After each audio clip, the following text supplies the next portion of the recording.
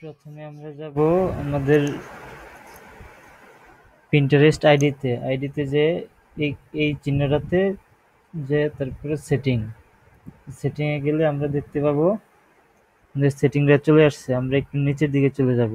নিচের দিকে যে যেখানে প্রোফাইল লেখা আছে, প্রোফাইলের জায়গায় বিজনেস নেমের জায়গায় আমরা আমাদের কাস্টমাইজ বা যেই ধরনের চেঞ্জ করতে চাই ওইভাবে চেঞ্জ করব। যেমন আমি কিডস গিয়ার এটা চেঞ্জ করে আমি সবগুলা ক্যাপিটাল লেটার করে দিব। কিডস গিয়ার,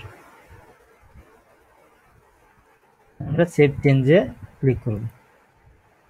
ব্যাস হয়ে গেল আমাদের চেঞ্জ।